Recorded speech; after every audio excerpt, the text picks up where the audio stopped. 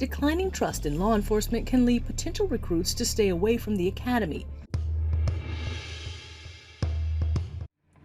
From firefighters to public school teachers to sanitation workers, public sector hiring has seen a steady decline since the start of the pandemic. But there's one profession that's become a particular concern nationwide: law enforcement officers, and the hiring woes have been building for years.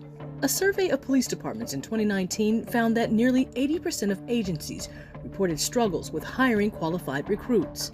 Half of the agencies said they changed internal policies and qualifications to get more candidates. Large departments and small, in urban and rural. I think we've seen this problem growing steadily over the last, say, 10 years or so, but it really ramped up post-COVID. 4% fewer officers were hired in 2021 than in 2019, and departments across the country saw 47% more resignations and 19% more retirements in 2022 compared to 2019, according to a survey of police chiefs by the Police Executive Research Forum. This has been a particular problem with the New York Police Department, whose officers have been targeted for recruitment from other cities. Metro PD ads can be seen throughout New York Transit subways, promising signing bonuses and moving assistance to D.C. The chief of police in Aurora, Colorado, traveled to New York to try and directly recruit officers to fill his 50 vacancies, promising lower cost of living and higher starting salaries.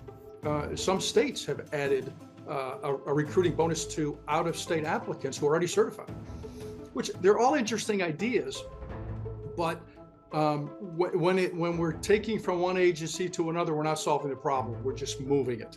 Police departments across the country have been paying hundreds of millions of city budgets on overtime pay, especially as crime rates continue to creep. The overtime led to overworked officers and resignations. Overtime was a big issue. And I mean, in many officers, a big part of their salaries comes from overtime, particularly when you have shortages, you're on shift and like, oh, I know you just worked 8 hours. Is it possible you stay over on the midnight shift or stay over on this shift? How can we expect our officers to not burn out, provide us the best service when we don't support them with mental health, physical health, and provide these type of mental welfare breaks? And lastly, a huge hurdle for hiring and retention has been public police perception. Don't we understand why there are some incidents and issues that happen in our profession that are absolutely inappropriate and tragic and criminal in some cases, and they have to be dealt with. In impact, they're huge, but in volume, they're very minor compared to the number of incidents and interactions police officers have on a daily basis. Declining trust in law enforcement can lead potential recruits to stay away from the academy. Widespread availability of body cam videos and high-profile incidents of police brutality, including the murder of George Floyd, have created generational divides in the perception of policing as a career, according to Pew and Gallup research data. When I started teaching at the university as a graduate assistant, and this is just like 2017, 2018, I'm asking people who wants to be a police officer in my course, in my Police in America course. Maybe about a quarter to a third would raise their hand.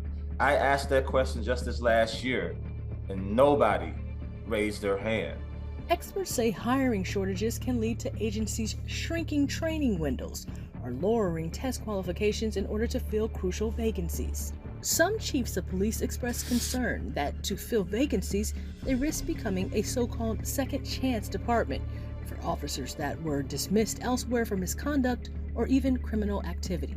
And I've known officers who got fired from one department and then gone over to another one because they've got the training, they've got the post certificate, they can hit the ground running, and so departments said, well, we'll take a chance on them.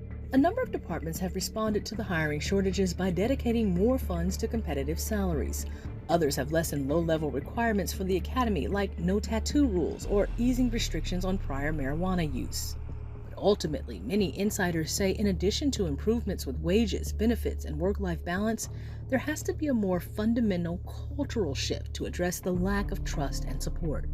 You know, what you really don't want is that hard-charging kid who believes, that guns are the answer. If you promote for running gunning, guess who would be the leaders and chiefs 20 years from now? And you keep the cycle going, it makes it even more harder for people who have different mindsets and different skill sets to come into the police force. community-centered policing, where you're rewarding officers properly for this type of work, really comes in, and that's the best recruitment effort that you can have. Amber Strong, Scripps News.